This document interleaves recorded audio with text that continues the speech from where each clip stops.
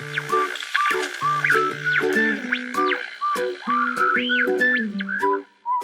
dear. What will I say today?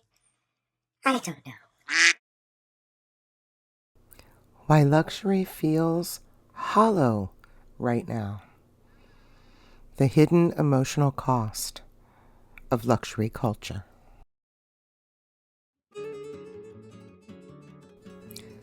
So the other night, I was scrolling through Instagram when I saw someone casually posting a handbag haul worth more than my first car. And what struck me wasn't even the price. It was just how normal it now seemed. No one seemed shocked. None of us questioned it. Thousands of people were applauding it. And somewhere between the unboxings, the wish lists, the what fits, the what's in my bag, the luxury hauls, I started wondering, when did handbags stop being beautiful objects and start becoming proof that we matter?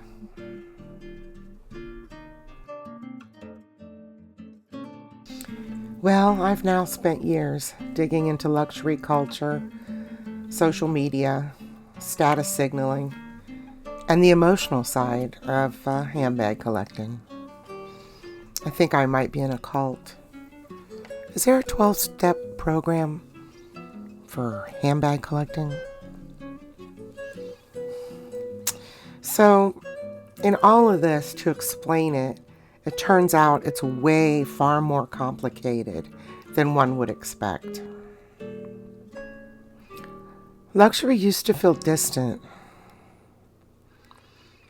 Most people discovered designer fashion through laying on our beds as teenagers, flipping through magazines, or when we went to the mall, to the big department stores, in movies, or maybe one very elegant woman that lived in your neighborhood who carried the same bag for 20 years and you finally just asked her what kind of bag it was. You were so curious as to why it was lasting so long. But now, luxury lives in our pockets.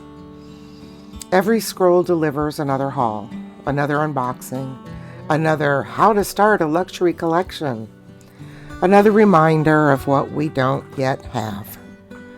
And social media changed something important. Luxury stopped being private. Algorithms reward aspiration. The more unattainable something feels, the more attention it gets, and eventually the handbag itself almost becomes secondary. Because what we're really watching is identity construction. Taste, status, success, belonging. And honestly, I understand that appeal because I feel it too. There's a reason these objects become so emotional. At some point, though, I started noticing something strange.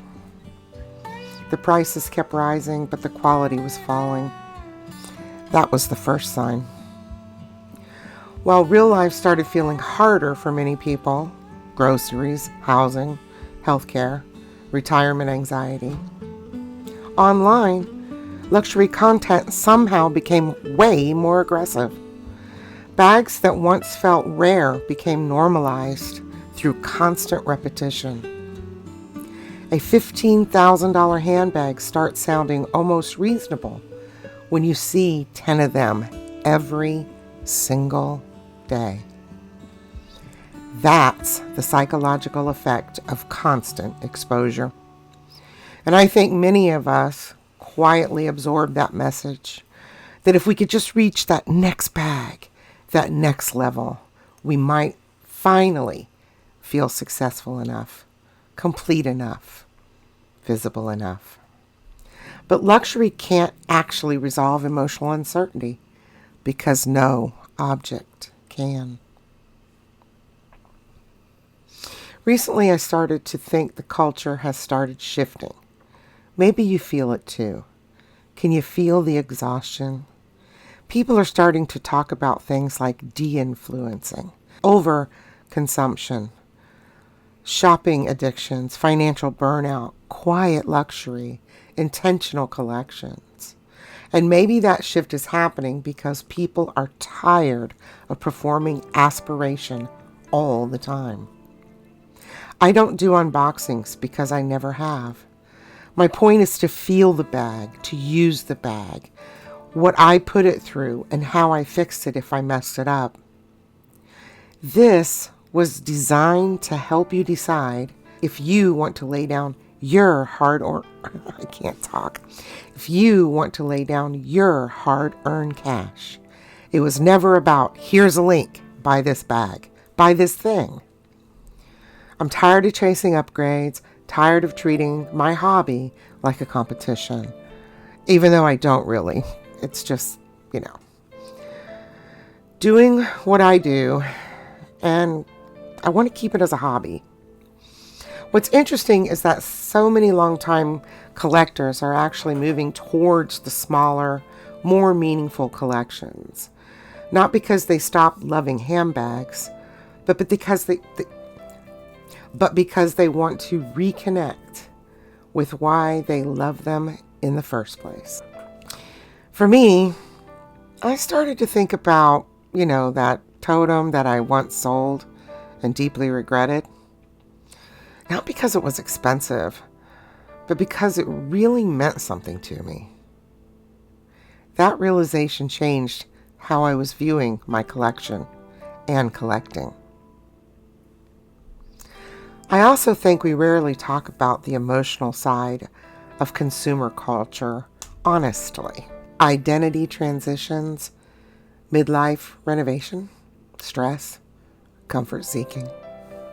Shopping often becomes your comfort clothes, your blankie, your lady gray, your cat, and we've put the book down, especially when we go online. And handbag communities can be absolutely joyful and creative and comforting, but social media also quietly turns human beings into brands. And once that happens, everything risks becoming content, even joy, beauty, ourselves. That is why we build a community, to support one another, to share our dug up treasures with only those who would appreciate it. So after all of this, I don't think the answer is to stop loving luxury. I still love beautiful things. I still love fantastic craftsmanship. I still love handbags.